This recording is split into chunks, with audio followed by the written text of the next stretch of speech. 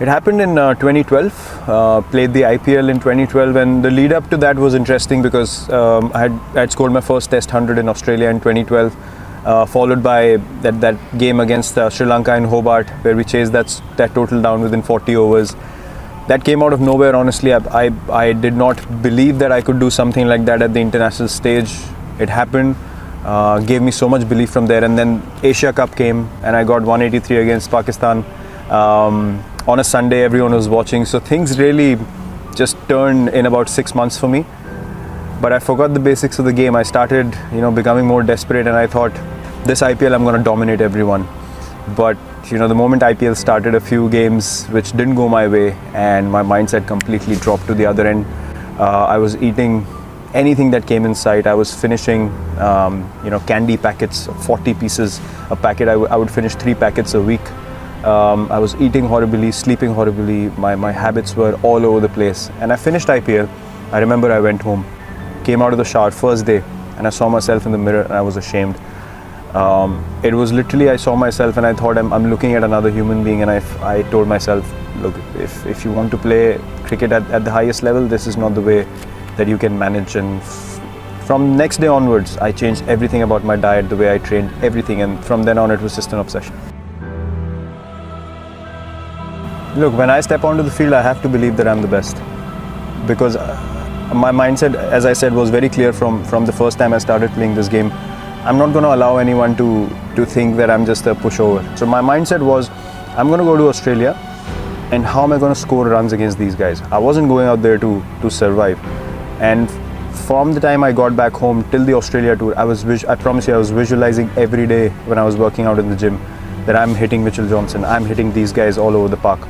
And those things came to life eventually because I convinced myself to an extent. When I went there, I was absolutely fearless, and things just started flowing. To be honest, before that Australia tour, I was treating every foreign tour like, more like an engineering exam that I have to pass somehow, and I have to show people that I can play at this level. But there I realized that, once you're down and out, there was hardly anyone who came to help me. There was hardly anyone who was looking towards me and saying, listen, let's work together and try to get your game up to speed. Everyone was just going after me left, right and center. So I was like, am I playing to prove these people wrong? For what? I've got nothing to do with them, and they literally have nothing to contribute in my life. So I went back home. I was down for quite a bit. The great thing that happened at that stage was I realized who's with me, who's not. Things were filtered to an extent that I just got so relaxed. When I went back home, I was like, okay, I've hit rock bottom now. No one believes in me. Everyone thinks I should not be playing Test cricket. So what can I do? I can just work as hard as I can.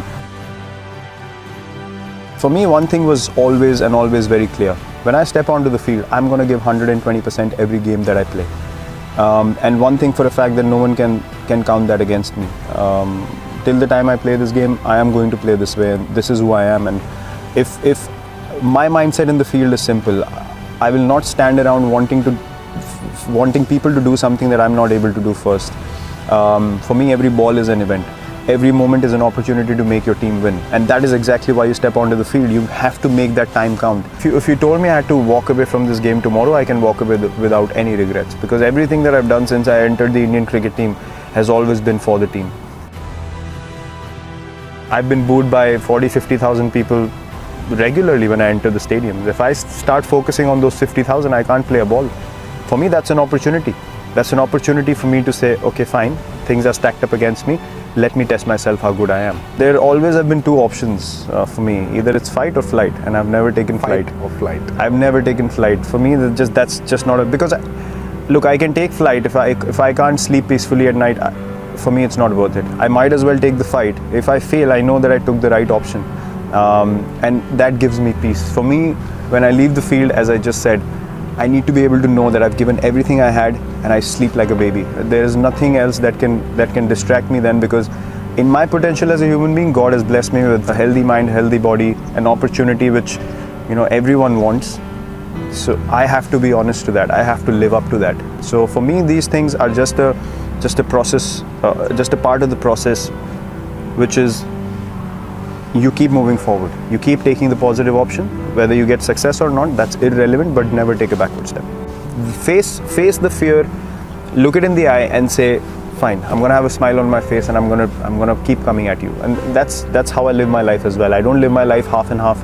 I've never done something which I'm not 100% convinced about.